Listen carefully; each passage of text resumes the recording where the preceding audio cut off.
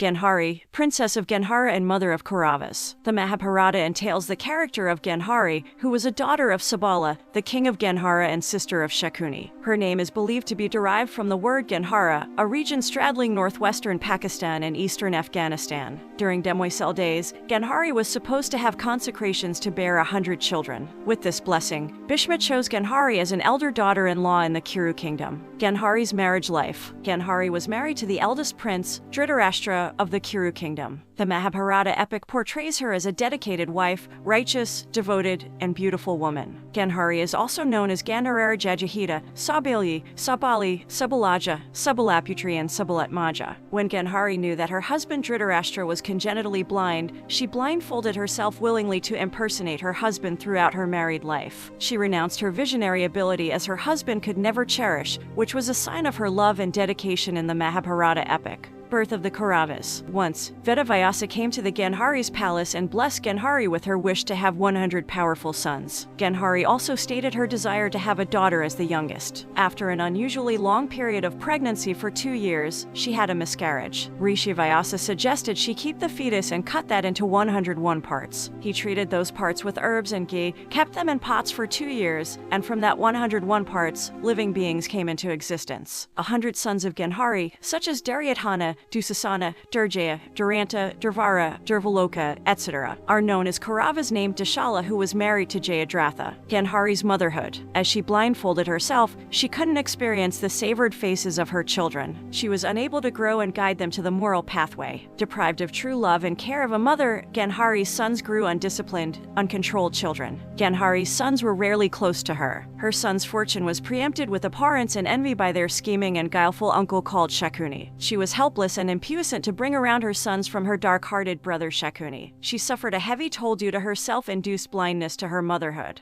Although she had an appalling penalty, it can be considered that her ineffable volition and ability to make decisions and articulate well in such a vulnerable limitations in Kurukshetra. After the birth of a first child, Duryodhana, evil premonitions emerged. The child began crying like a jackal. Vijara and other Brahmins informed Dhritarashtra that such alarming activities would be threatening in the Kuru community and suggested abandoning the first child. But Dhritarashtra ignored their advice because of his love for his first child and reprobated to do so. After colossal warfare of the Mahabharata, the Kurukshetra was cluttered with broken chariots of Kauravas, dead bodies of Kauravas including Duryodhana and Dushasana, who were known to be villains of the Mahabharata epic, with their wives, disheveled hair, higgledy-piggledy attire, shedding tear off and rummaging for their husbands and relatives. The Gandhari's sons were slain against their cousins Pandavas, specifically at the hands of Bhima. The Hastinapur was desolate with lamentations and howling of jackals like an awful shadow. Gandhari was lonely, desperate, in anguish with her eyes covered, shedding tears off and crying helplessly. Her tears deepened the uneasiness of silence in the vacated palace because of her 100 sons, more sons, grandsons lying on a dire destructed Hastinapur. Gandhari's curse on Lord Krishna. Her wrathfulness turned to Krishna. She ranted infuriatingly to cause such destructions in the Kurukshetra. She cursed him, and all of his subjects would be devastated, and the Yadavas should cease to exist. Lord Krishna accepted her curse with an ever-enigmatic smile. It is believed that Gandhari's curse took 36 years after the battle between Yadavas occurred, and Yadu was deceased at a festival. The loss of all of her sons incited an agony within her, which resulted in cursing Lord Krishna in the demolition of Yadavas. Lord Krishna returned to his domicile after living for 126 years. It is speculated that Dwarka city, known to be a golden city, was sunken down into a sea after 7 days of Lord Krishna's left mortal body. Death of Gandhari. After 15 years of war, Gandhari and her husband, Kunti, and Vidyar left the palace and retired in the forest. She was also close to Kunti, with whom she esteemed her as an elder sister. It is speculated that they ended their lives together in the Himalayas and departed their lives on a forest fire. From the Mahabharata epic, it can be concluded that Gandhari was a virtuous woman who endured sufferings in her life as considered to be her extreme internal strength. She lived her entire married life as a blindfolded woman, which is painstaking. She was a devoted, faithful wife. Gandhari was also an honest and devoted worshipper of Lord Shiva. The sacrifice of her eyesight was to bestow her spiritual supremacy. Regardless of depicting Gandhari's sons as undisciplined in the Mahabharata, Gandhari continually urged her sons to follow the principles of the right pathway and conciliate with Pandavas.